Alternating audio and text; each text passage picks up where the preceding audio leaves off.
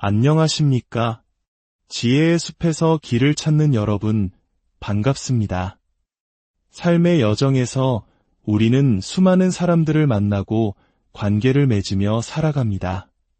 그런데 혹시 누군가와 대화를 나누는 동안 설명할 수 없는 서늘함이나 이화감을 느껴본 적 없으신가요? 그 사람의 미소 뒤에 친절한 말들 너머에 무언가 보이지 않는 거대하고 어두운 벽이 느껴졌던 경험 말입니다. 역사상 가장 위대한 심리학자 중 한 명인 칼 구스타프 융은 수십 년간의 임상 경험을 통해 한 가지 놀랍고도 위험한 패턴을 발견했습니다. 그것은 명백한 물리적 위협보다 훨씬 더 교묘하고 파괴적인 위험을 알리는 침묵의 신호였습니다. 우리의 의식은 이 신호를 애써 무시하려 하지만 가장 원초적인 본능은 그 위험을 감지해냅니다. 이 신호는 공격적인 말이나 노골적으로 유해한 행동을 통해 드러나지 않습니다. 오히려 아주 미묘하기에 바로 그 점 때문에 더욱 치명적입니다. 고대의 지혜들은 이미 이러한 유형의 사람들에 대해 경고해왔습니다. 하지만 융은 우리 조상들이 직감적으로 알았던 것을 과학적인 언어로 명확하게 풀어냈습니다.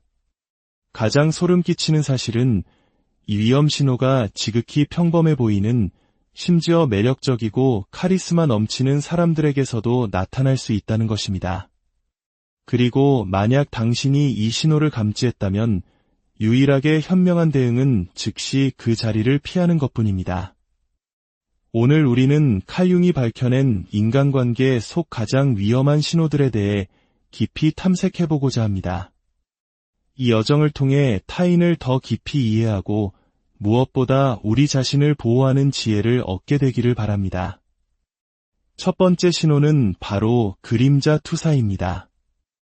심리학에서 투사란 자신이 인정하고 싶지 않은 내면의 생각이나 감정을 다른 사람의 것인 양 떠넘기는 방어 기제를 말합니다.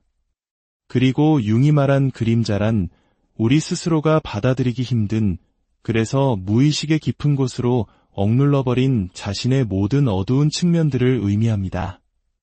우리의 열등감, 이기심, 부도덕한 욕망 같은 것들이죠. 상상해 보십시오. 당신이 누군가와 대화를 나누고 있는데 상대방이 갑자기 당신에게 전혀 있지도 않은 부정적인 의도나 생각을 뒤집어 씌웁니다. 당신은 속으로 나를 무시하고 있군요. 혹은 당신은 교묘하게 이기적인 목적을 숨기고 있어요. 같이 말이죠. 당신은 그런 생각이나 감정을 표현한 적이 전혀 없는데도 말입니다. 바로 그 순간 당신은 상대방의 그림자 투사를 정면으로 마주하고 있는 것입니다. 그 사람은 지금 당신과 대화하는 것이 아닙니다. 자신의 마음속에 만들어낸 왜곡된 당신의 허상과 싸우고 있는 것입니다. 억눌린 그림자는 사라지지 않습니다.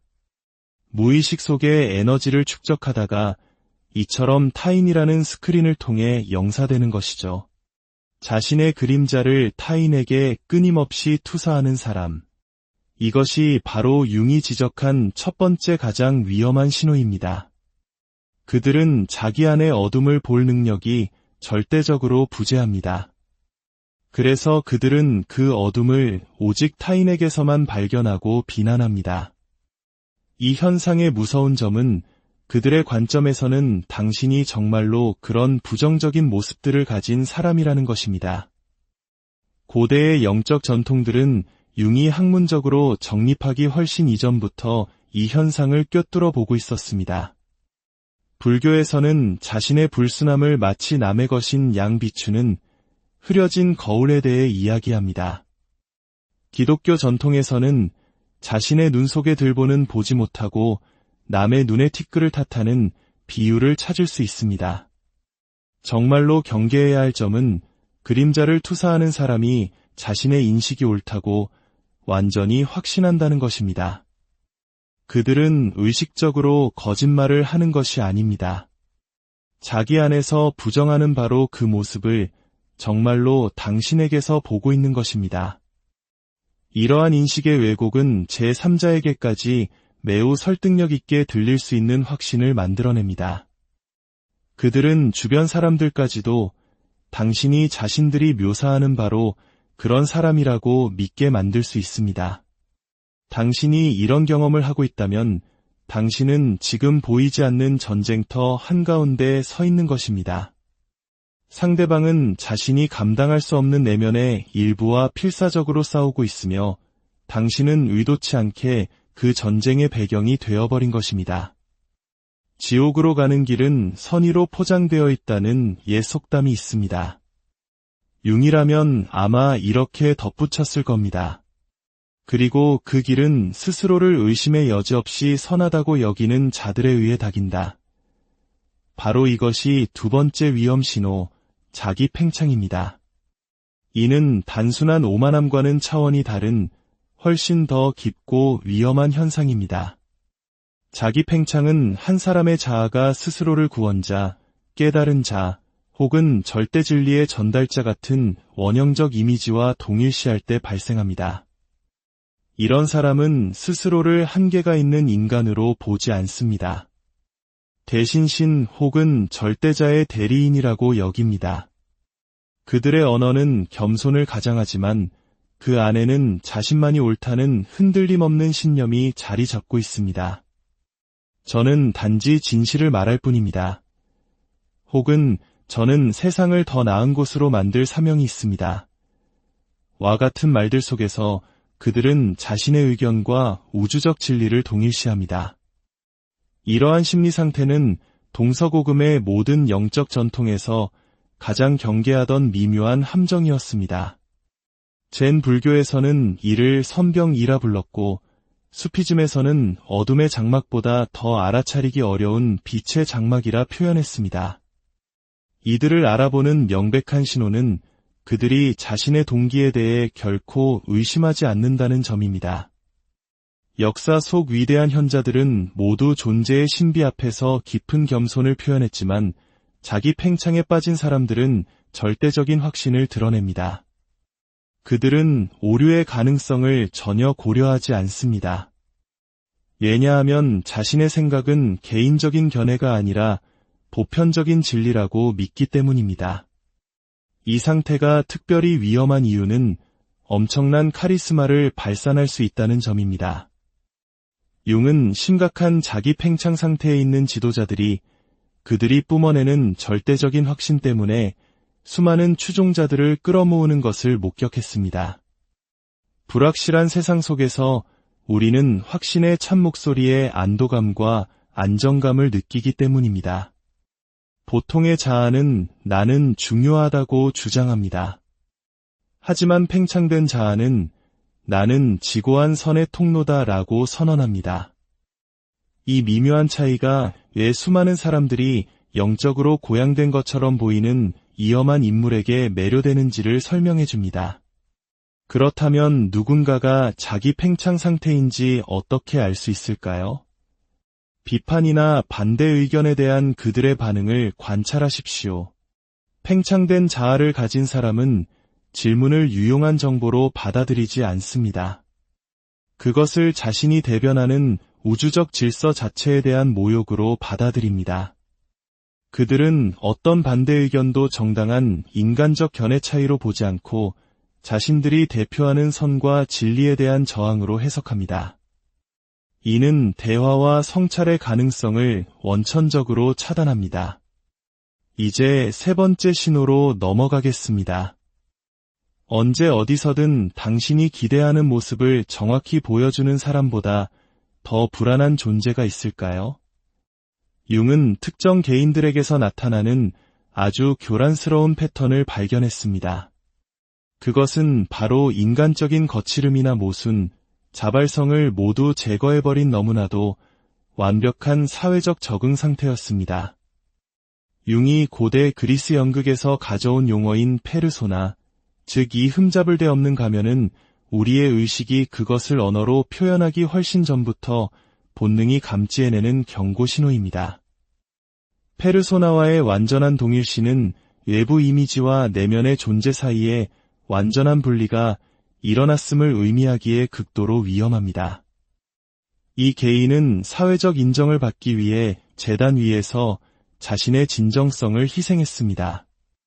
너무나 정교한 외관을 만들어낸 나머지 이제는 자기 자신조차 그 가면 뒤에 무엇이 있는지 잊어버린 상태입니다. 동양의 지혜는 이를 수천 년 동안 지적해왔습니다. 도교의 대가들은 표면을 너무 많이 닦아내면 본질이 닳아 없어진다고 경고했습니다. 이 경고 신호는 당신이 누군가와의 상호작용에서 기묘한 인공적인 느낌을 받을 때 나타납니다. 그들의 행동은 기술적으로는 완벽합니다. 항상 무슨 말을 해야 할지, 어떻게 행동해야 할지, 어떤 표정을 지어야 할지 알고 있습니다. 하지만 그 모든 것에는 진정한 인간성 고유의 예측 불가능성과 불일치성이 결여되어 있습니다. 마치 잘 짜인 각본을 연기하는 배우를 보는 듯한 느낌을 줍니다. 신경과학은 우리의 뇌에 상대방의 말, 표정, 신체 언어 사이의 미묘한 불일치를 감지하는 거울 뉴런이 장착되어 있음을 밝혀냈습니다. 누군가의 사회적 가면이 내면의 현실과 완전히 분리될 때 이 뉴런들은 경고 신호를 보내고 우리는 이를 설명할 수 없는 불안감이나 불신으로 경험하게 됩니다. 진정한 위험은 이 극단적인 분리가 숨기고 있는 것에 있습니다. 누군가가 완벽한 외부 이미지를 유지하는데 모든 정신적 에너지를 쏟아부었다면 거부된 인격의 측면들, 즉 그의 그림자는 그냥 사라지지 않습니다. 그것들은 무의식 속에 축적되어 더욱 혼돈스럽고 파괴적인 힘을 갖게 됩니다. 그리고 페르소나가 견고할수록 그 그림자는 필연적으로 터져나올 때 더욱 예측 불가능하고 파괴적인 방식으로 폭발하게 됩니다. 겉보기에 가장 완벽해 보이는 사람들이 때때로 충격적으로 파괴적인 행동을 저지를 수 있는 이유가 바로 여기에 있습니다. 마지막으로 아마도 가장 섬뜩하고 근원적인 위험 신호는 원형의 사로잡힘입니다. 당신이 누군가와 대화하던 중 갑자기 미묘하지만 심오한 변화를 감지한다고 상상해 보십시오. 육체적으로는 같은 사람이지만 그의 눈빛, 에너지, 존재감의 질에서 무언가 근본적인 것이 변했습니다. 마치 무언가 고대의 초개인적인 존재가 그를 통해 드러나는 것처럼 말입니다. 융에 따르면 원형이란 인간의 집단 무의식에 존재하는 원초적인 패턴이자 우리의 경험을 구조화하는 힘입니다. 여기에는 빛의 측면과 그림자의 측면이 모두 포함되어 있습니다. 한 원형이 개인의 의식을 장악하면 그 사람은 자신의 개성을 잃고 자신이 통합할 수 있는 용량을 훨씬 초과하는 초개인적인 에너지의 통로가 되어버립니다. 이것은 사머니즘 전통에서 말하는 통제된 접신 상태와는 다른 개인의 정체성이 완전히 잠식당하는 위험한 빙의 상태와 유사합니다. 기독교 신비주의에서는 유익한 영적 영향과 파괴적인 영향을 구별하는 능력인 영의 분별을 강조했습니다. 이 경고 신호는 누군가가 정상적인 심리적 유연성을 잃고 하나의 원형적 패턴과 완고하게 동일시될 때 나타납니다. 그것은 의심할 여지 없는 구원자일 수도, 무자비한 전사일 수도, 영원한 희생자일 수도, 무오류의 심판관일 수도 있습니다. 어떤 원형인지는 중요하지 않습니다. 그것과의 완전한 동일시가 문제의 핵심입니다. 이 상태에 빠진 사람은 눈에 기이한 광채가 돌고 말에는 융통성이 없으며 더 이상 평범한 의미에서 온전히 현재에 존재하지 않는다는 독특한 느낌을 줍니다. 당신은 더 이상 온전한 인격체와 관계를 맺고 있는 것이 아니라 의식의 통제권을 찬탈한 원형의 파편과 마주하고 있는 것입니다. 원형에 사로잡힌 사람은 놀라운 확신과 목적의식을 경험합니다. 평범한 의식의 모호함은 사라지고 타인에게 극도로 설득력 있게 작용할 수 있는 절대적인 신념으로 대체됩니다. 융은 원형에 사로잡힌 상태의 정치적, 종교적 지도자들이 바로 이 초인적인 확신이라는 특성 때문에 대중운동을 촉발할 수 있음을 관찰했습니다. 근본적인 위험은 원형이 집단 무의식의 원초적 패턴으로서 극단적인 양극성을 포함한다는 사실에 있습니다. 구원자의 원형은 구원적인 연민의 잠재력과 파괴적인 광신성의 잠재력을 모두 포함합니다. 한 개인이 원형과 완전히 동일시될 때 그는 그 원형의 빛의 측면뿐만 아니라 어둡고 파괴적인 측면에도 무방비로 노출됩니다.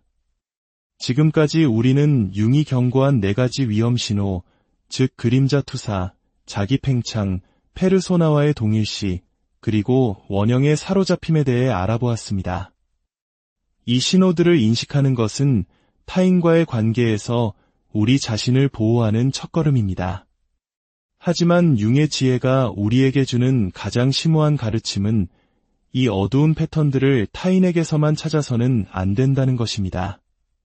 가장 중요한 여정은 우리 자신의 내면을 들여다보고 우리 안에도 존재하는 이 그림자의 측면들을 인식하고 통합하는 것입니다.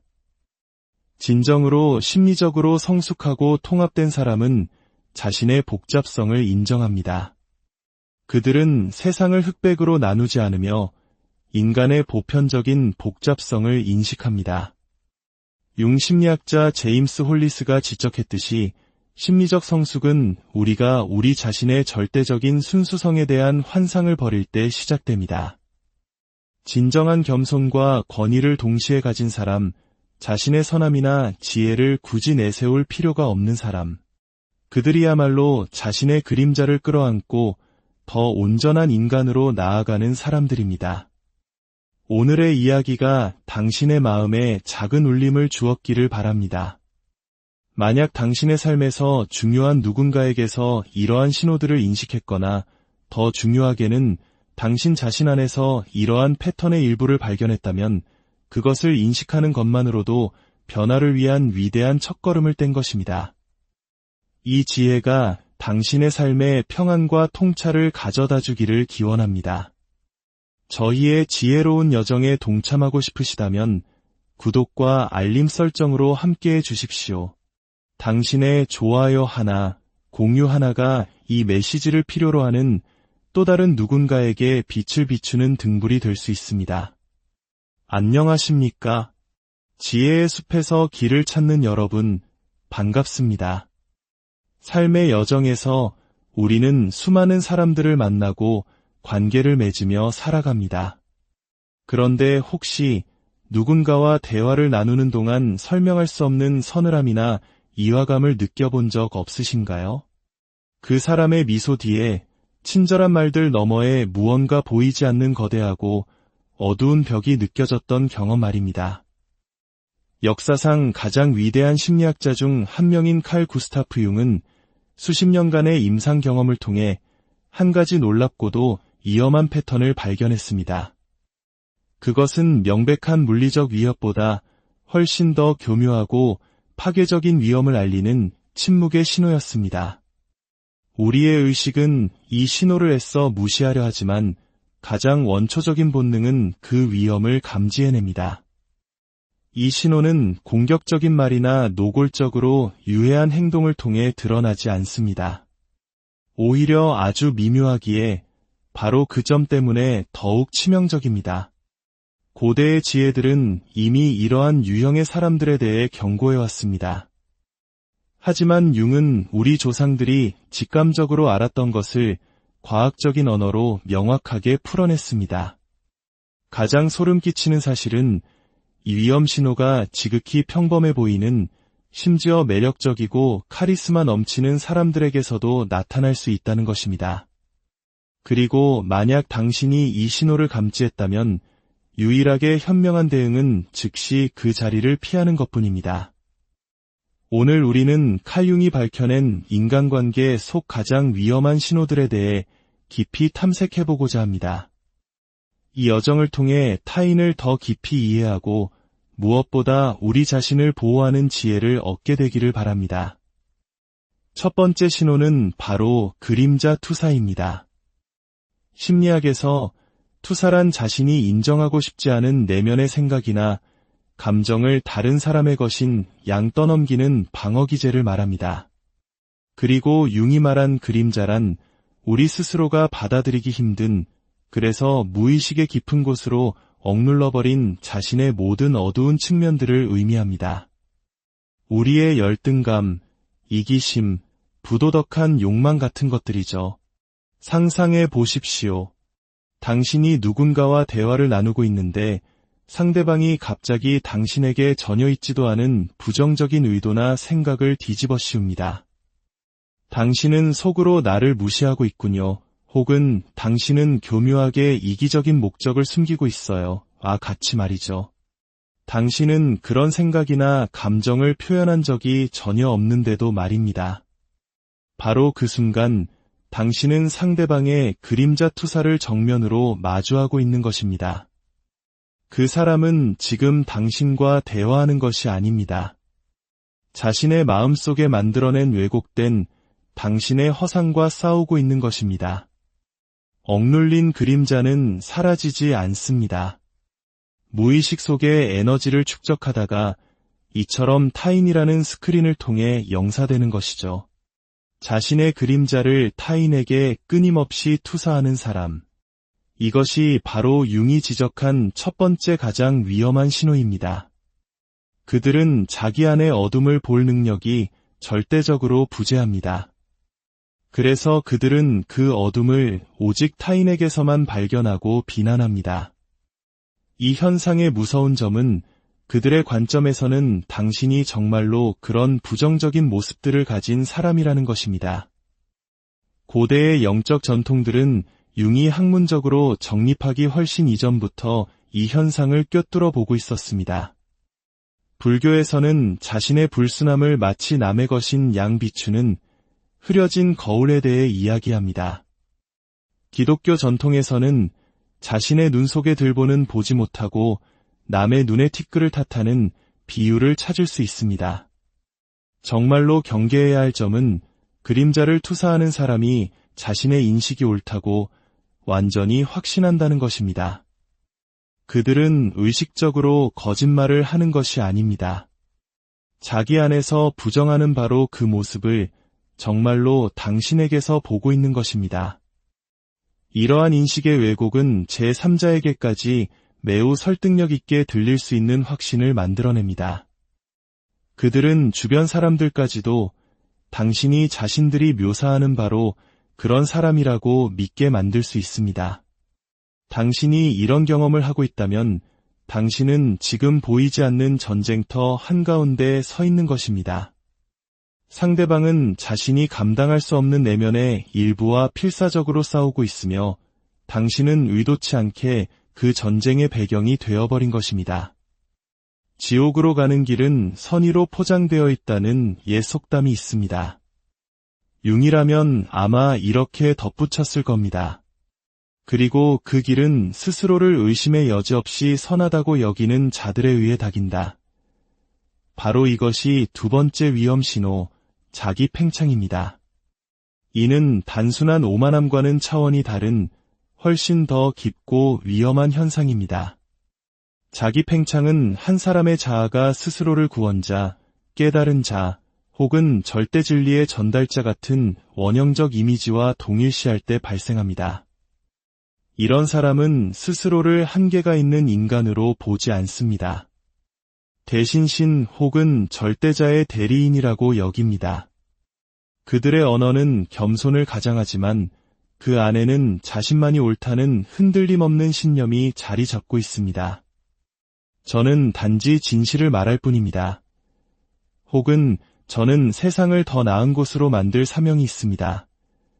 와 같은 말들 속에서 그들은 자신의 의견과 우주적 진리를 동일시합니다.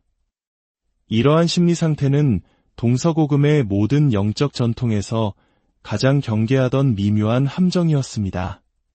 젠 불교에서는 이를 선병이라 불렀고 수피즘에서는 어둠의 장막보다 더 알아차리기 어려운 빛의 장막이라 표현했습니다. 이들을 알아보는 명백한 신호는 그들이 자신의 동기에 대해 결코 의심하지 않는다는 점입니다. 역사 속 위대한 현자들은 모두 존재의 신비 앞에서 깊은 겸손을 표현했지만 자기 팽창에 빠진 사람들은 절대적인 확신을 드러냅니다. 그들은 오류의 가능성을 전혀 고려하지 않습니다. 왜냐하면 자신의 생각은 개인적인 견해가 아니라 보편적인 진리라고 믿기 때문입니다. 이 상태가 특별히 위험한 이유는 엄청난 카리스마를 발산할 수 있다는 점입니다. 융은 심각한 자기 팽창 상태에 있는 지도자들이 그들이 뿜어내는 절대적인 확신 때문에 수많은 추종자들을 끌어모으는 것을 목격했습니다. 불확실한 세상 속에서 우리는 확신의 참 목소리에 안도감과 안정감을 느끼기 때문입니다. 보통의 자아는 나는 중요하다고 주장합니다. 하지만 팽창된 자아는 나는 지고한 선의 통로다라고 선언합니다. 이 미묘한 차이가 왜 수많은 사람들이 영적으로 고양된 것처럼 보이는 위험한 인물에게 매료되는지를 설명해 줍니다. 그렇다면 누군가가 자기 팽창 상태인지 어떻게 알 수 있을까요? 비판이나 반대 의견에 대한 그들의 반응을 관찰하십시오. 팽창된 자아를 가진 사람은 질문을 유용한 정보로 받아들이지 않습니다. 그것을 자신이 대변하는 우주적 질서 자체에 대한 모욕으로 받아들입니다. 그들은 어떤 반대 의견도 정당한 인간적 견해 차이로 보지 않고 자신들이 대표하는 선과 진리에 대한 저항으로 해석합니다. 이는 대화와 성찰의 가능성을 원천적으로 차단합니다. 이제 세 번째 신호로 넘어가겠습니다. 언제 어디서든 당신이 기대하는 모습을 정확히 보여주는 사람보다 더 불안한 존재가 있을까요? 융은 특정 개인들에게서 나타나는 아주 교란스러운 패턴을 발견했습니다. 그것은 바로 인간적인 거칠음이나 모순, 자발성을 모두 제거해버린 너무나도 완벽한 사회적 적응 상태였습니다. 융이 고대 그리스 연극에서 가져온 용어인 페르소나, 즉 이 흠잡을 데 없는 가면은 우리의 의식이 그것을 언어로 표현하기 훨씬 전부터 본능이 감지해내는 경고 신호입니다. 페르소나와의 완전한 동일시는 외부 이미지와 내면의 존재 사이에 완전한 분리가 일어났음을 의미하기에 극도로 위험합니다. 이 개인은 사회적 인정을 받기 위해 제단 위에서 자신의 진정성을 희생했습니다. 너무나 정교한 외관을 만들어낸 나머지 이제는 자기 자신조차 그 가면 뒤에 무엇이 있는지 잊어버린 상태입니다. 동양의 지혜는 이를 수천 년 동안 지적해왔습니다. 도교의 대가들은 표면을 너무 많이 닦아내면 본질이 닳아 없어진다고 경고했습니다. 이 경고 신호는 당신이 누군가와의 상호작용에서 기묘한 인공적인 느낌을 받을 때 나타납니다. 그들의 행동은 기술적으로는 완벽합니다. 항상 무슨 말을 해야 할지, 어떻게 행동해야 할지, 어떤 표정을 지어야 할지 알고 있습니다. 하지만 그 모든 것에는 진정한 인간성 고유의 예측 불가능성과 불일치성이 결여되어 있습니다. 마치 잘 짜인 각본을 연기하는 배우를 보는 듯한 느낌을 줍니다. 신경과학은 우리의 뇌에 상대방의 말, 표정, 신체 언어 사이의 미묘한 불일치를 감지하는 거울 뉴런이 장착되어 있음을 밝혀냈습니다. 누군가의 사회적 가면이 내면의 현실과 완전히 분리될 때 이 뉴런들은 경고 신호를 보내고 우리는 이를 설명할 수 없는 불안감이나 불신으로 경험하게 됩니다. 진정한 위험은 이 극단적인 분리가 숨기고 있는 것에 있습니다. 누군가가 완벽한 외부 이미지를 유지하는데 모든 정신적 에너지를 쏟아부었다면 거부된 인격의 측면들, 즉 그의 그림자는 그냥 사라지지 않습니다. 그것들은 무의식 속에 축적되어 더욱 혼돈스럽고 파괴적인 힘을 갖게 됩니다. 그리고 페르소나가 견고할수록 그 그림자는 필연적으로 터져나올 때 더욱 예측 불가능하고 파괴적인 방식으로 폭발하게 됩니다. 겉보기에 가장 완벽해 보이는 사람들이 때때로 충격적으로 파괴적인 행동을 저지를 수 있는 이유가 바로 여기에 있습니다. 마지막으로 아마도 가장 섬뜩하고 근원적인 위험 신호는 원형의 사로잡힘입니다. 당신이 누군가와 대화하던 중 갑자기 미묘하지만 심오한 변화를 감지한다고 상상해 보십시오. 육체적으로는 같은 사람이지만 그의 눈빛, 에너지, 존재감의 질에서 무언가 근본적인 것이 변했습니다. 마치 무언가 고대의 초개인적인 존재가 그를 통해 드러나는 것처럼 말입니다.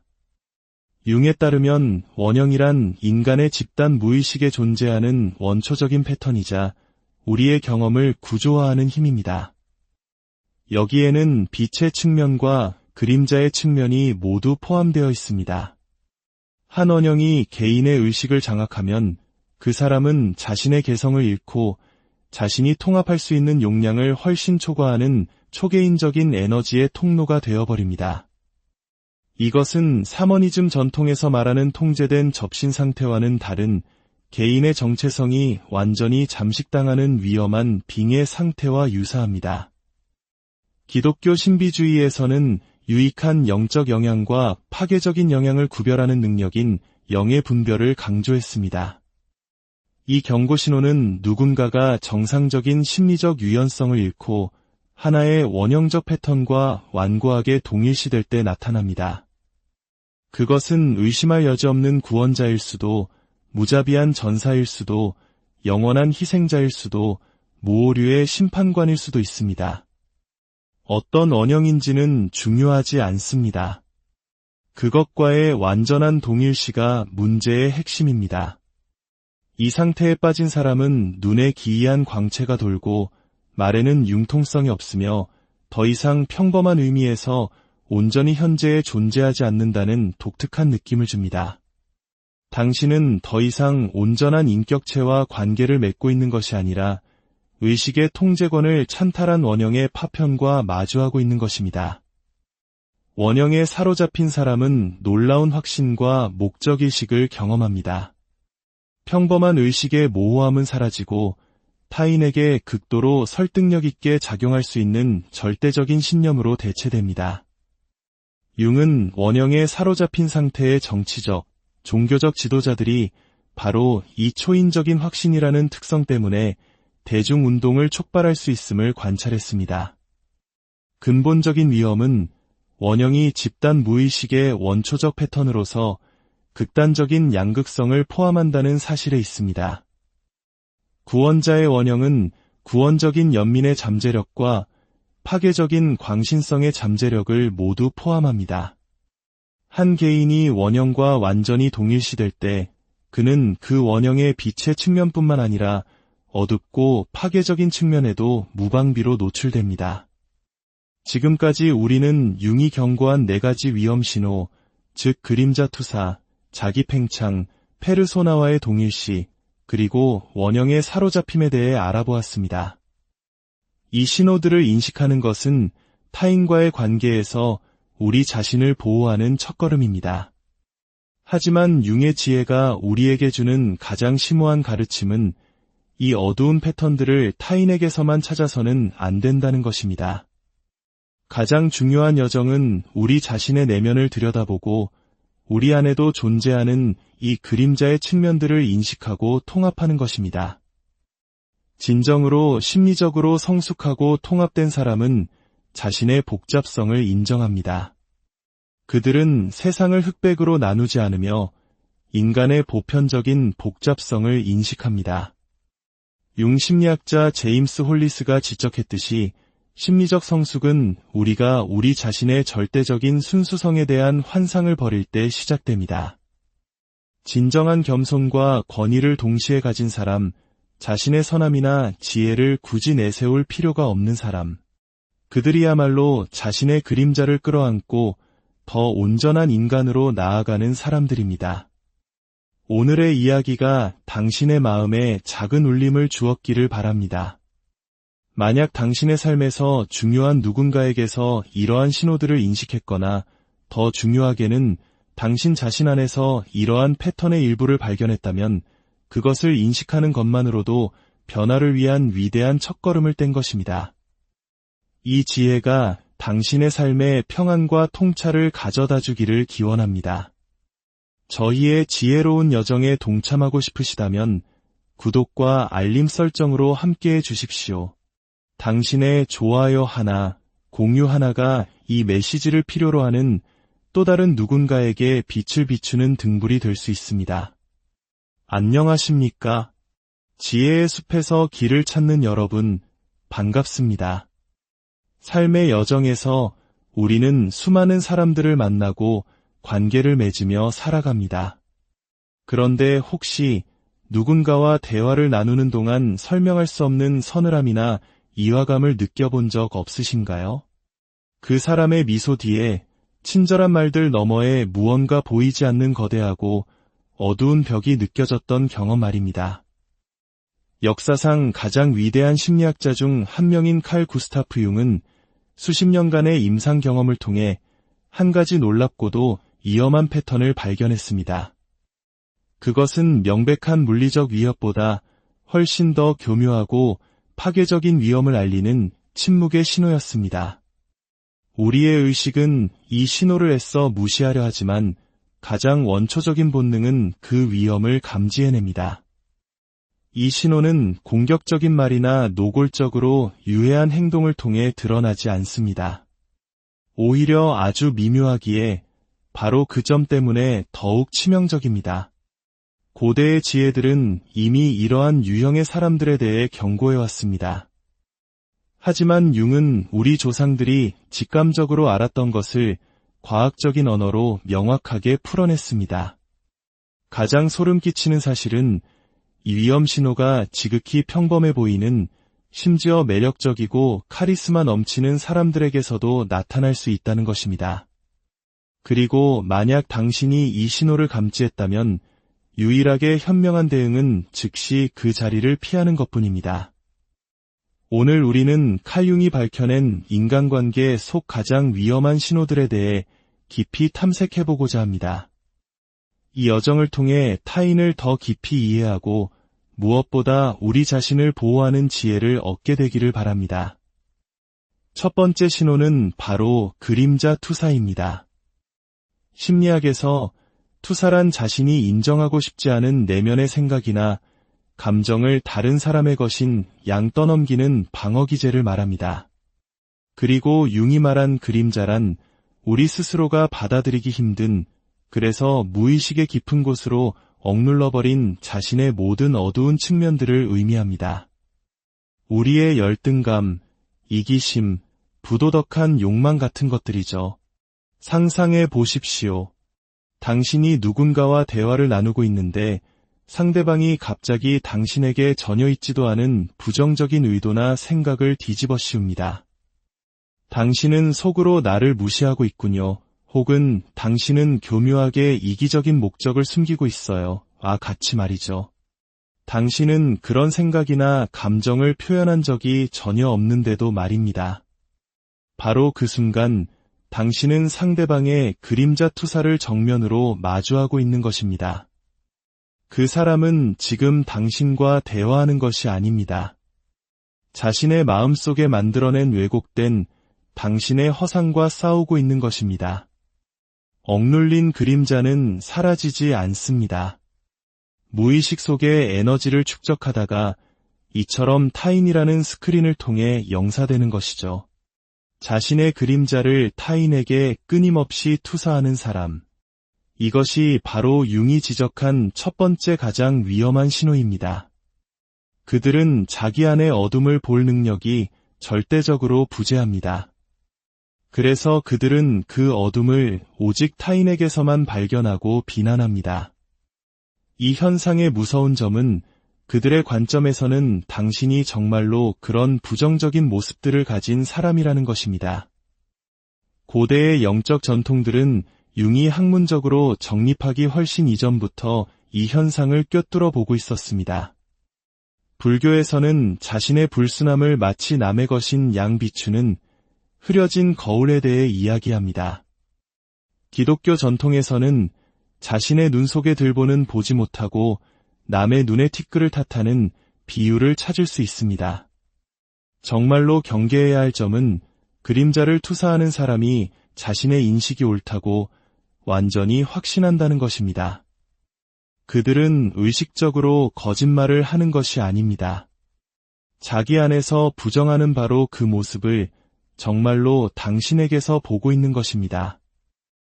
이러한 인식의 왜곡은 제3자에게까지 매우 설득력 있게 들릴 수 있는 확신을 만들어냅니다. 그들은 주변 사람들까지도 당신이 자신들이 묘사하는 바로 그런 사람이라고 믿게 만들 수 있습니다. 당신이 이런 경험을 하고 있다면 당신은 지금 보이지 않는 전쟁터 한가운데 서 있는 것입니다. 상대방은 자신이 감당할 수 없는 내면의 일부와 필사적으로 싸우고 있으며 당신은 의도치 않게 그 전쟁의 배경이 되어버린 것입니다. 지옥으로 가는 길은 선의로 포장되어 있다는 옛 속담이 있습니다. 융이라면 아마 이렇게 덧붙였을 겁니다. 그리고 그 길은 스스로를 의심의 여지 없이 선하다고 여기는 자들에 의해 닥인다. 바로 이것이 두 번째 위험 신호, 자기 팽창입니다. 이는 단순한 오만함과는 차원이 다른 훨씬 더 깊고 위험한 현상입니다. 자기 팽창은 한 사람의 자아가 스스로를 구원자, 깨달은 자, 혹은 절대 진리의 전달자 같은 원형적 이미지와 동일시할 때 발생합니다. 이런 사람은 스스로를 한계가 있는 인간으로 보지 않습니다. 대신 신 혹은 절대자의 대리인이라고 여깁니다. 그들의 언어는 겸손을 가장하지만 그 안에는 자신만이 옳다는 흔들림 없는 신념이 자리 잡고 있습니다. 저는 단지 진실을 말할 뿐입니다. 혹은 저는 세상을 더 나은 곳으로 만들 사명이 있습니다.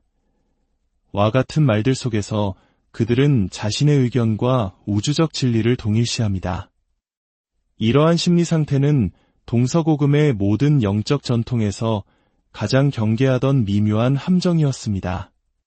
젠 불교에서는 이를 선병이라 불렀고 수피즘에서는 어둠의 장막보다 더 알아차리기 어려운 빛의 장막이라 표현했습니다.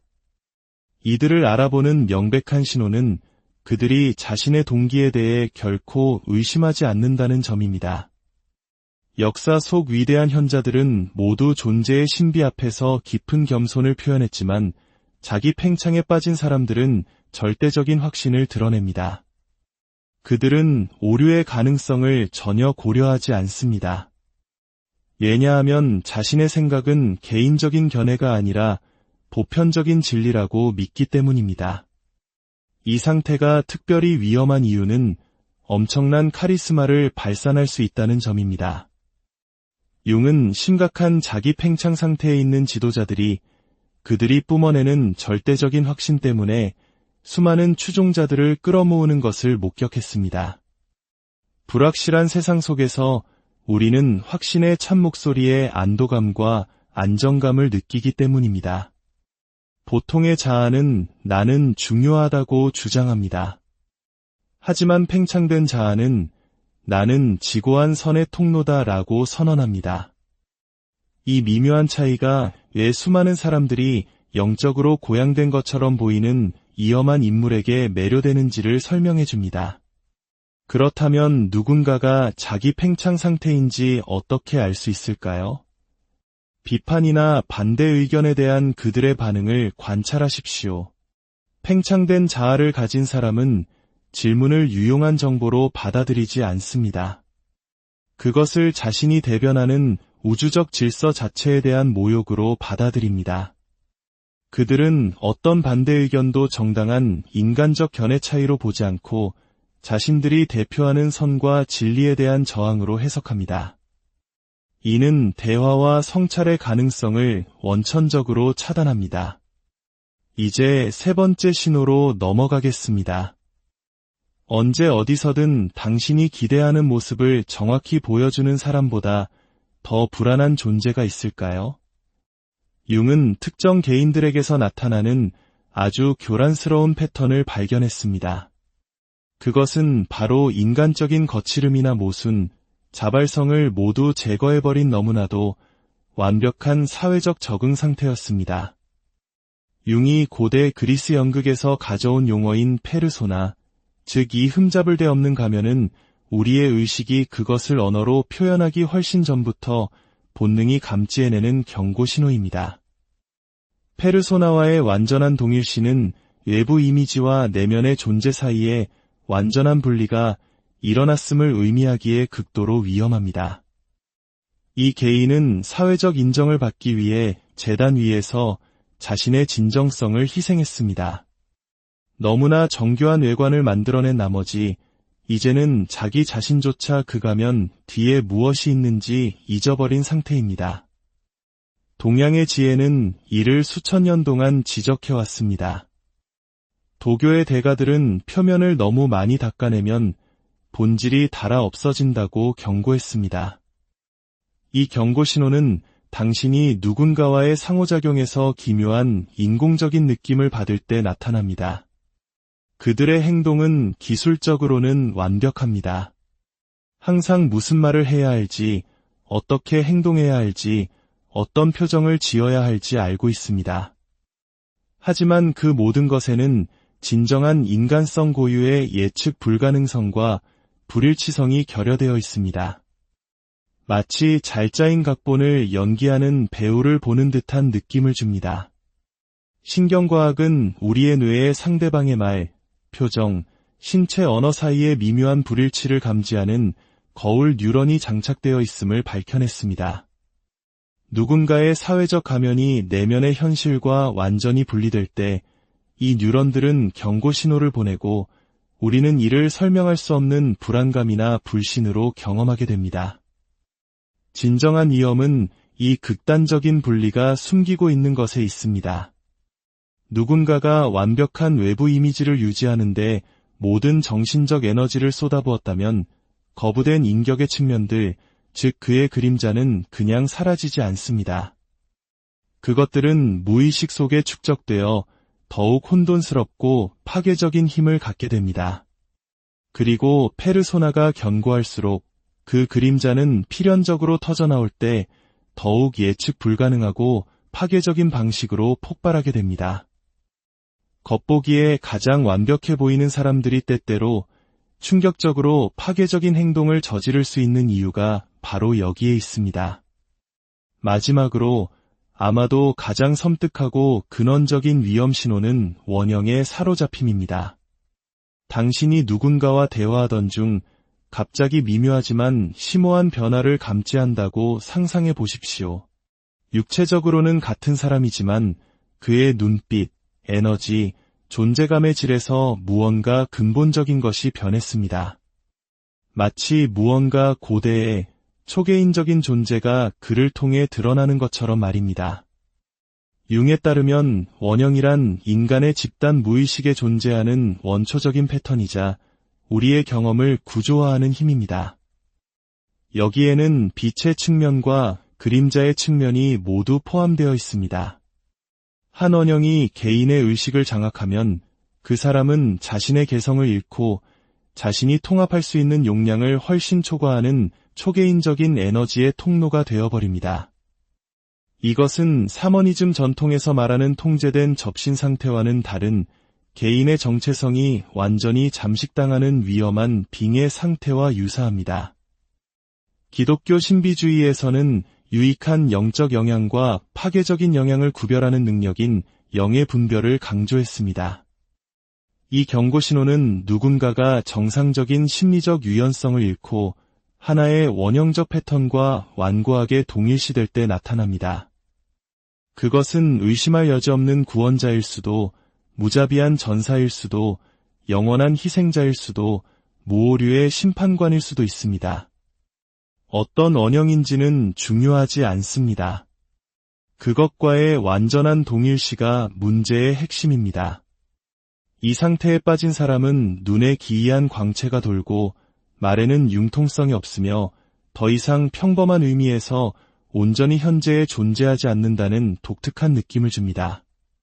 당신은 더 이상 온전한 인격체와 관계를 맺고 있는 것이 아니라 의식의 통제권을 찬탈한 원형의 파편과 마주하고 있는 것입니다. 원형에 사로잡힌 사람은 놀라운 확신과 목적의식을 경험합니다. 평범한 의식의 모호함은 사라지고 타인에게 극도로 설득력 있게 작용할 수 있는 절대적인 신념으로 대체됩니다. 융은 원형에 사로잡힌 상태의 정치적, 종교적 지도자들이 바로 이 초인적인 확신이라는 특성 때문에 대중운동을 촉발할 수 있음을 관찰했습니다. 근본적인 위험은 원형이 집단 무의식의 원초적 패턴으로서 극단적인 양극성을 포함한다는 사실에 있습니다. 구원자의 원형은 구원적인 연민의 잠재력과 파괴적인 광신성의 잠재력을 모두 포함합니다. 한 개인이 원형과 완전히 동일시될 때 그는 그 원형의 빛의 측면뿐만 아니라 어둡고 파괴적인 측면에도 무방비로 노출됩니다. 지금까지 우리는 융이 경고한 4가지 위험 신호, 즉 그림자 투사, 자기 팽창, 페르소나와의 동일시, 그리고 원형의 사로잡힘에 대해 알아보았습니다. 이 신호들을 인식하는 것은 타인과의 관계에서 우리 자신을 보호하는 첫걸음입니다. 하지만 융의 지혜가 우리에게 주는 가장 심오한 가르침은 이 어두운 패턴들을 타인에게서만 찾아서는 안 된다는 것입니다. 가장 중요한 여정은 우리 자신의 내면을 들여다보고 우리 안에도 존재하는 이 그림자의 측면들을 인식하고 통합하는 것입니다. 진정으로 심리적으로 성숙하고 통합된 사람은 자신의 복잡성을 인정합니다. 그들은 세상을 흑백으로 나누지 않으며 인간의 보편적인 복잡성을 인식합니다. 융 심리학자 제임스 홀리스가 지적했듯이 심리적 성숙은 우리가 우리 자신의 절대적인 순수성에 대한 환상을 버릴 때 시작됩니다. 진정한 겸손과 권위를 동시에 가진 사람, 자신의 선함이나 지혜를 굳이 내세울 필요가 없는 사람, 그들이야말로 자신의 그림자를 끌어안고 더 온전한 인간으로 나아가는 사람들입니다. 오늘의 이야기가 당신의 마음에 작은 울림을 주었기를 바랍니다. 만약 당신의 삶에서 중요한 누군가에게서 이러한 신호들을 인식했거나 더 중요하게는 당신 자신 안에서 이러한 패턴의 일부를 발견했다면 그것을 인식하는 것만으로도 변화를 위한 위대한 첫걸음을 뗀 것입니다. 이 지혜가 당신의 삶에 평안과 통찰을 가져다 주기를 기원합니다. 저희의 지혜로운 여정에 동참하고 싶으시다면 구독과 알림 설정으로 함께해 주십시오. 당신의 좋아요 하나, 공유 하나가 이 메시지를 필요로 하는 또 다른 누군가에게 빛을 비추는 등불이 될 수 있습니다. 안녕하십니까? 지혜의 숲에서 길을 찾는 여러분, 반갑습니다. 삶의 여정에서 우리는 수많은 사람들을 만나고 관계를 맺으며 살아갑니다. 그런데 혹시 누군가와 대화를 나누는 동안 설명할 수 없는 서늘함이나 이화감을 느껴본 적 없으신가요? 그 사람의 미소 뒤에 친절한 말들 너머에 무언가 보이지 않는 거대하고 어두운 벽이 느껴졌던 경험 말입니다. 역사상 가장 위대한 심리학자 중 한 명인 칼 구스타프 융은 수십 년간의 임상 경험을 통해 한 가지 놀랍고도 위험한 패턴을 발견했습니다. 그것은 명백한 물리적 위협보다 훨씬 더 교묘하고 파괴적인 위험을 알리는 침묵의 신호였습니다. 우리의 의식은 이 신호를 애써 무시하려 하지만 가장 원초적인 본능은 그 위험을 감지해냅니다. 이 신호는 공격적인 말이나 노골적으로 유해한 행동을 통해 드러나지 않습니다. 오히려 아주 미묘하기에 바로 그 점 때문에 더욱 치명적입니다. 고대의 지혜들은 이미 이러한 유형의 사람들에 대해 경고해왔습니다. 하지만 융은 우리 조상들이 직감적으로 알았던 것을 과학적인 언어로 명확하게 풀어냈습니다. 가장 소름 끼치는 사실은 이 위험 신호가 지극히 평범해 보이는, 심지어 매력적이고 카리스마 넘치는 사람들에게서도 나타날 수 있다는 것입니다. 그리고 만약 당신이 이 신호를 감지했다면 유일하게 현명한 대응은 즉시 그 자리를 피하는 것뿐입니다. 오늘 우리는 칼 융이 밝혀낸 인간관계 속 가장 위험한 신호들에 대해 깊이 탐색해보고자 합니다. 이 여정을 통해 타인을 더 깊이 이해하고 무엇보다 우리 자신을 보호하는 지혜를 얻게 되기를 바랍니다. 첫 번째 신호는 바로 그림자 투사입니다. 심리학에서 투사란 자신이 인정하고 싶지 않은 내면의 생각이나 감정을 다른 사람의 것인 양 떠넘기는 방어 기제를 말합니다. 그리고 융이 말한 그림자란 우리 스스로가 받아들이기 힘든, 그래서 무의식의 깊은 곳으로 억눌러버린 자신의 모든 어두운 측면들을 의미합니다. 우리의 열등감, 이기심, 부도덕한 욕망 같은 것들이죠. 상상해 보십시오. 당신이 누군가와 대화를 나누고 있는데 상대방이 갑자기 당신에게 전혀 있지도 않은 부정적인 의도나 생각을 뒤집어 씌웁니다. 당신은 속으로 나를 무시하고 있군요. 혹은 당신은 교묘하게 이기적인 목적을 숨기고 있어요. 같이 말이죠. 당신은 그런 생각이나 감정을 표현한 적이 전혀 없는데도 말입니다. 바로 그 순간 당신은 상대방의 그림자 투사를 정면으로 마주하고 있는 것입니다. 그 사람은 지금 당신과 대화하는 것이 아닙니다. 자신의 마음속에 만들어낸 왜곡된 당신의 허상과 싸우고 있는 것입니다. 억눌린 그림자는 사라지지 않습니다. 무의식 속에 에너지를 축적하다가 이처럼 타인이라는 스크린을 통해 영사되는 것이죠. 자신의 그림자를 타인에게 끊임없이 투사하는 사람. 이것이 바로 융이 지적한 첫 번째 가장 위험한 신호입니다. 그들은 자기 안의 어둠을 볼 능력이 절대적으로 부재합니다. 그래서 그들은 그 어둠을 오직 타인에게서만 발견하고 비난합니다. 이 현상의 무서운 점은 그들의 관점에서는 당신이 정말로 그런 부정적인 모습들을 가진 사람이라는 것입니다. 고대의 영적 전통들은 융이 학문적으로 정립하기 훨씬 이전부터 이 현상을 꿰뚫어 보고 있었습니다. 불교에서는 자신의 불순함을 마치 남의 것인 양 비추는 흐려진 거울에 대해 이야기합니다. 기독교 전통에서는 자신의 눈 속에 들보는 보지 못하고 남의 눈에 티끌을 탓하는 비유를 찾을 수 있습니다. 정말로 경계해야 할 점은 그림자를 투사하는 사람이 자신의 인식이 옳다고 완전히 확신한다는 것입니다. 그들은 의식적으로 거짓말을 하는 것이 아닙니다. 자기 안에서 부정하는 바로 그 모습을 정말로 당신에게서 보고 있는 것입니다. 이러한 인식의 왜곡은 제3자에게까지 매우 설득력 있게 들릴 수 있는 확신을 만들어냅니다. 그들은 주변 사람들까지도 당신이 자신들이 묘사하는 바로 그런 사람이라고 믿게 만들 수 있습니다. 당신이 이런 경험을 하고 있다면 당신은 지금 보이지 않는 전쟁터 한가운데 서 있는 것입니다. 상대방은 자신이 감당할 수 없는 내면의 일부와 필사적으로 싸우고 있으며 당신은 의도치 않게 그 전쟁의 배경이 되어버린 것입니다.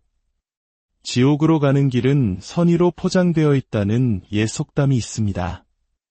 융이라면 아마 이렇게 덧붙였을 겁니다. 그리고 그 길은 스스로를 의심의 여지 없이 선하다고 여기는 자들에 의해 닭인다. 바로 이것이 두 번째 위험 신호, 자기 팽창입니다. 이는 단순한 오만함과는 차원이 다른 훨씬 더 깊고 위험한 현상입니다.